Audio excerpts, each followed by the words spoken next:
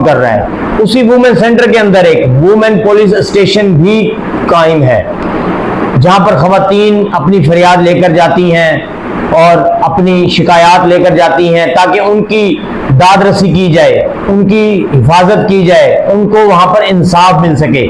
लेकिन आईजी पंजाब साहब, आपका ये विजन यहां दम तोड़ जाता है जब इस इदारे के अंदर खवातीन जाती हैं अपनी दरख्वास्त लेकर, उनके साथ क्या सलूक किया जाता है, उनको किस तरह से उनके साथ पेश आया जाता है, क्या रवैया अख्तियार किया जाता है, ये सब आपको नहीं पता। आपको जो तस्वीर का रुख दिखाया जाता है, इस इदारे के अंदर की जो कहानी दिखाई जाती है वो नहीं है, वो बिल्कुल भी नहीं है। ये मैं बहुत बड़ा सवाल उठा रहा हूं आईजी साहब, आपके इस विजन के ऊपर बहुत बड़ा सवाल उठा रहा हूं। आप उस पुलिस स्टेशन के कैमरों की रिकॉर्डिंग्स देखें, उसको अपने साथ कनेक्ट करें और उसकी आप रोजमर्रा की उनकी एक्टिविटीज देखें कि किस तरह वो साइलीन जो खवातीन वहां पर आती हैं उनके साथ वहां पर मौजूद अमला क्या बिहेव करता है, क्या उनको बेइज्जत और जलील किया जाता है। इसी तरह हमारी पिछली वीडियो की जो विक्टिम थी वो उस इदारे में गई, वहां पर उसने अपनी एप्लीकेशन दी,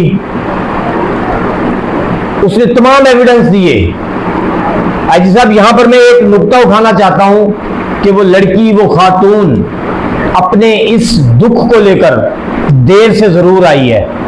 हम इस चीज को मानते हैं कि कानून के अंदर हर चीज की एक डोमेन होती है। भी रेप केस आता है तो उसका मेडिकल किया जाता है, उसके डीएनए टेस्ट किए जाते हैं, लेकिन यहां पर कहानी थोड़ी सी मुख्तलिफ थी।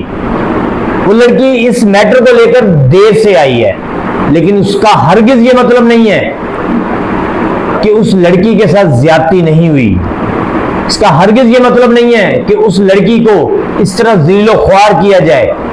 उसका हरगिज ये मतलब नहीं है कि उसकी दाद रसी ना की जाए। उसका हरगिज ये मतलब नहीं है कि उसको बेयारो मददगार छोड़ दिया जाए।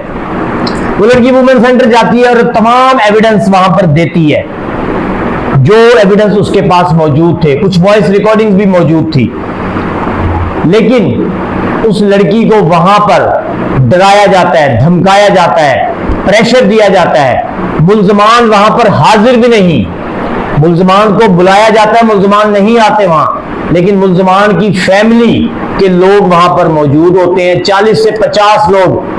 आईजी साहब, आप मुल्तान डिस्ट्रिक्ट के वुमेन सेंटर पुलिस स्टेशन के कैमरों की रिकॉर्डिंग देखें, उसमें आपको नजर आएगा कि मुल्जमान की जानिब से कितनी खवातीन उस एक लड़की को जद्दोकोब कर रही हैं। SHO madam Maryam sub inspector के होते हुए उसके कमरे के अंदर बैठकर किस तरह वो प्रेशराइज करवा रही है आपकी एसएचओ, सिर्फ इसलिए प्रेशराइज करवा रही है कि वो लड़की अपनी दरखास्त वापस उठाए और उनको रिलीफ मिल सके, क्योंकि उनसे हुक्मुका हो चुका था। वुमेन पुलिस स्टेशन की एसएचओ मरियम, सब इंस्पेक्टर रियाज और सब इंस्पेक्टर महविश, इन 3 लोगों ने उन मुल्जमान के वर्षा से मुकमुका कर लिया था कि आप लोग बेफिक्र हो जाएं, आपके बच्चों ने जो कुछ भी किया है हम आपके बच्चों को तहफ़्फ़ुज़ देंगे, हम आपके बच्चों को प्रोटेक्ट करेंगे, हम आपके बच्चों की दाद जान छुड़वाएंगे। और आईजी साहब, उन्होंने वही किया। उस लड़की को उन्होंने वहां पर प्रेशराइज किया, ज़दोकोब किया, हत्ता कि आपकी एसएचओ मरियम ने उस लड़की को ये तक भी कहा कि मैं तुम्हारे ऊपर एफआईआर देके तुम्हें हवालात में बंद कर दूंगी। ये कौन सा तरीका है जी साहब? आरपी मुल्तान चौधरी सुहेल साहब, ये कौन सा तरीका है? सीपीओ मुल्तान सादिक अली डोगर साहब, ये कौन सा तरीका है? एसएसपी ऑपरेशन अरसलान जाहिद साहब, ये कौन सा तरीका है कि विक्टिम को आप प्रेशराइज करें?